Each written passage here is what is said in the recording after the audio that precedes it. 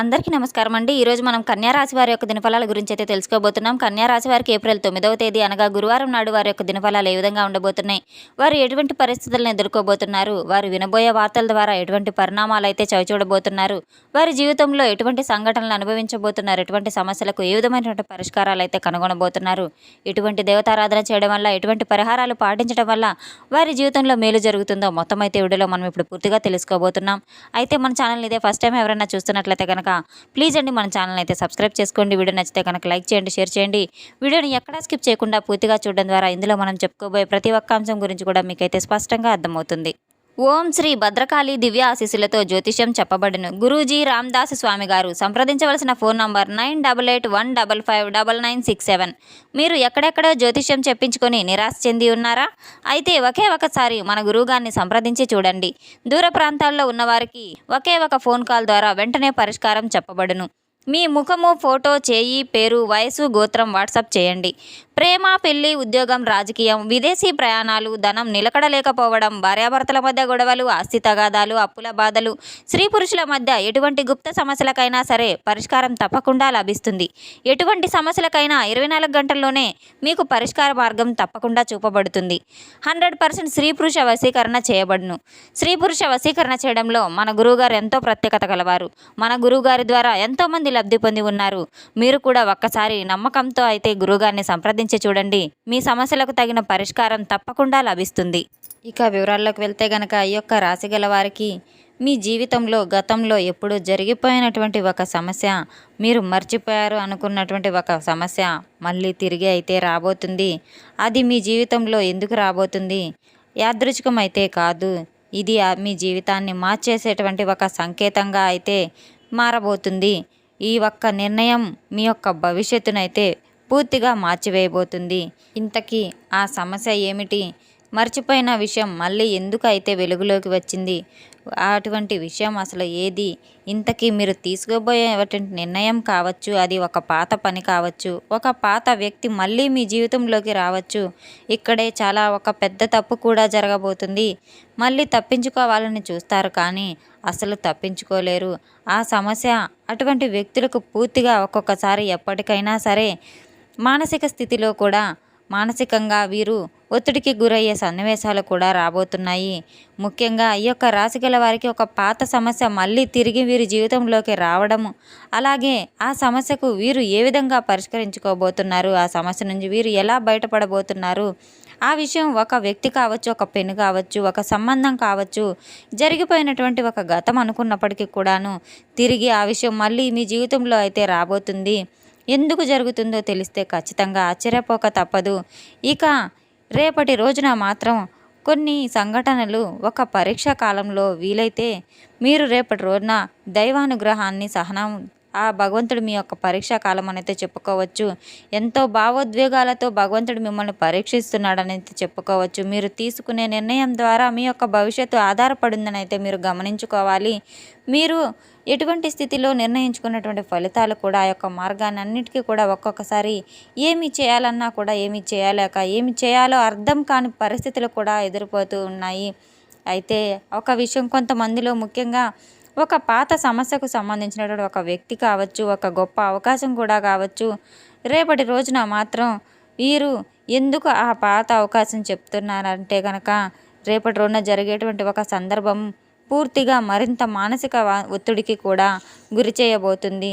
మానసికంగా ఒత్తిడికి గురి చేసే విధంగా మిమ్మల్ని వదిలి వెళ్ళిపోయిన వాళ్ళు కావచ్చు, మిమ్మల్ని మోసం చేసిన వారు కావచ్చు, కొంతమందిలో ఇది ఒక పాత వ్యక్తి మరలా తిరిగి మీ జీవితంలోకి రావడానికి చూస్తున్నారని కూడా అర్థం చేసుకోవాలి. అటువంటి వ్యక్తులు రావడానికి గల కొన్ని కారణాలు కూడా మీరేం చేస్తారో అక్కడ మీ జీవితం ఏ విధంగా మలుపు తిరగబోతుంది, అది డబ్బు విషయంలో కావచ్చు, మీరు వదిలేసినటువంటి ఒక అవకాశం కావచ్చు, నిర్లక్ష్యం చేసినటువంటి పని కూడా కావచ్చు, ఇప్పుడు తిరిగి మీ జీవితంలోకి రావడానికి సిద్ధంగా ఉంది.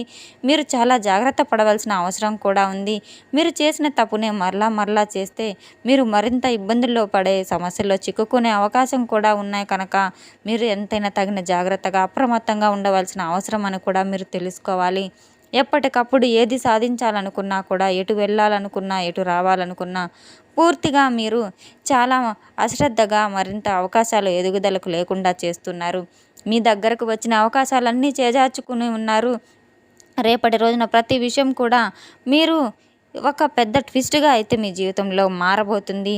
మీకు ఒక పెద్ద మలుపు కూడా దాగి ఉంది. మీ జీవితంలో ఎన్నో నష్టాలు కూడా చవిచూసి ఉన్నారు. కానీ చాలా బాగా జీవితంలో ఆలోచించినట్లయితే గనక మీ యొక్క రాశి గల వారికి రేపటి రోజున ఎన్నో అవకాశాలైతే రాబోతున్నాయి. దాన్ని మీరు ఏ విధంగా అయితే ఆ అవకాశాన్ని సద్వినియోగం చేసుకోవాలనే ఆలోచనలో కూడా కాస్త ఒత్తిడికి గురయ్యే అవకాశం కూడా ఉంది.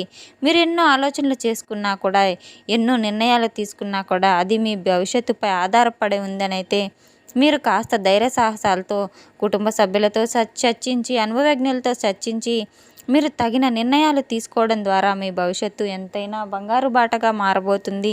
కొన్ని పొరపాట్లు చేస్తుంటారు. చేసిన దాని నుంచి మళ్ళీ తప్పించుకోవాలని చూస్తూ ఉంటారు. కానీ తప్పించుకునే సమయంలో మీరు ఇంకా ఆ సమస్యలో ఇరుక్కుపోయే అవకాశం కూడా కనబడుతుంది.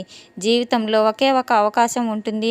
అటువంటి అవకాశాన్ని మీరు సద్వినియోగం చేసుకోకుండా మీరు చికాకుగా మళ్ళీ జీవితంలో జరుగుతూ ఉన్న సమస్యలను పదే పదే గుర్తు చేసుకుంటూ ఉంటే ఒత్తిడికి లోనవ్వక తప్పదు. రేపటి రోజున మీరు తప్పకుండా ముందు రోజుల్లో మీ యొక్క భవిష్యత్తు గురించి ఆలోచించి సరైన నిర్ణయం తీసుకోకపోతే ఎన్నో ఇబ్బందులను ఎదుర్కోక తప్పదు. ఎన్నో ఇబ్బందులను ఎదుర్కోవాల్సి వస్తుంది. జీవితం మళ్ళీ పాత విధంగా కూడా వెళ్ళిపోబోతుంది. మీకు ఇప్పుడు ఉన్న ప్రతి ఒక్క అవకాశం కూడా చేజార్చుకున్న వారవుతారు. మీ జీవితంలో చాలా బాగా అయితే మీరు సమస్యల్లో చిక్కుకోబోతారు. తప్పకుండా మీరు ఎంతో ఆలోచన శక్తి కలవారు కనుక ఎటువంటి సమస్య ఎదురైనా సరే దానికి తగిన పరిష్కారం ఏ విధంగా ఉంటుందనే విషయాన్ని 1కి 2 సార్లు మీరు ఆలోచించి అనుభవజ్ఞుల సలహాలు తీసుకొని మరి మీ జీవితానికి సంబంధించిన విషయాన్ని నిర్ణయాలు తీసుకోవాల్సిన అవసరం కూడా ఉంది. ఎప్పటికప్పుడు మీరు ఇదే విధంగా మీ యొక్క మరింత ఉపయోగకరంగా అయితే ఉంటుంది.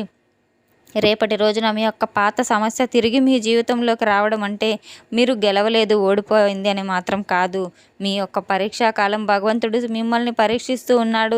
మీ యొక్క సహనానికి ఎంతో పరీక్షా కాలం ఉందని మీరు తెలుసుకోవాలి. మీకు ఎదురవబోయే సమస్యలకు తగిన మార్గాలన్నింటినీ కూడా మీరు ఒక పాత వ్యక్తికి మీ జీవితంలోకి ఎదురువైనా కానీ ఫోన్ కాల్ రూపంలో వచ్చినా కానీ ఒక అదృష్ట సంకేతంగా కూడా భావించవచ్చు. అటువంటి సమయంలో ఖచ్చితంగా మీరు ఎన్నో ఆదర్శంగా అయితే కొన్ని అవకాశాలను కూడా తీసుకోవాల్సిన అవసరం కూడా ఉంది. రేపటి రోజున మీరు ఉదయం నిద్రలేచిన వెంటనే తలస్నానం ఆచరించి ఇల్లంతా శుభ్రం చేసుకొని సూర్య నమస్కారాలు చేసుకొని పసుపు రంగు పూలతో సూర్యునికి అర్ఘ్యం సమర్పించి మీరు తప్పకుండా కొద్దిగా మేలైన ఫలితాలు అయితే తగ్గుతాయి. రేపటి రోజున ఓం సూర్యాయ నమః అనే మంత్రాన్ని 11 సార్లు జపించడం వల్ల మీ జీవితంలో కాస్త ప్రశాంతత ఏర్పడుతుంది. ప్రతి విషయంలో ప్రతి మార్గంలో కూడా మీకు ఎంతో అనుకూలంగా ఉంటుంది. రేపటి రోజున మీకు తగిన దాన ధర్మాలు చేయడం వల్ల మరింత ఉపయోగకరంగా కూడా ఉంటుంది. మీరు తగిన దాన ధర్మాలు వీలైతే మీరు యాచకులకు, పేదవారికి, మీకు తెలిసిన వారికైనా సరే వారి పరిస్థితిని బట్టి మీకు తగిన విధంగా అయితే మీరు దాన ధర్మాలు చేయవచ్చు. తప్పకుండా రేపటి రోజున మీరు చిన్న దాన ధర్మాలైనా చేయడం, అలాగే గోమాతను పూజించడము, అలాగే పశుపక్షాదాలకు మీరు ఆహార ధాన్యాన్ని కూడా సమర్పించడం ఎంతైనా మంచిది. ఒకరికి సహాయం చేయడం ద్వారా మాట సహాయం కానివ్వండి, సలహా కానివ్వండి, ఆహార దానం కానివ్వండి, ఏదైనా ప్రతి ఒక్క విషయం కూడా దాన ధర్మం కిందకే వస్తుంది కనుక ప్రతి ఒక్కరితో మంచిగా మెలగడం చాలా మంచి విషయము.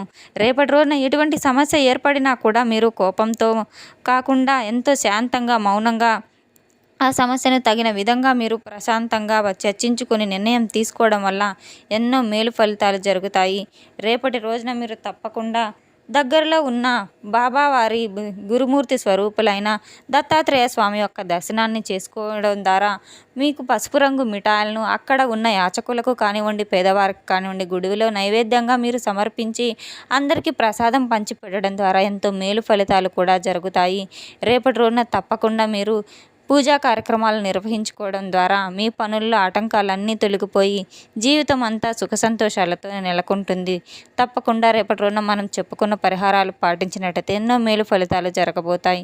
తెలుసుకున్నాం కదండి ఈ యొక్క రాశి గల వారికి ఏ విధంగా ఉండబోతుందనే విషయాన్ని. మన వీడియో మీకు నచ్చినట్లయితే కనుక ప్లీజ్ అండి లైక్ చేయండి, షేర్ చేయండి. వీడియోని ఎక్కడ స్కిప్ చేయకుండా పూర్తిగా చూసి మాకు సపోర్ట్ చేసినందుకు చాలా చాలా ధన్యవాదాలు. Thanks for watching.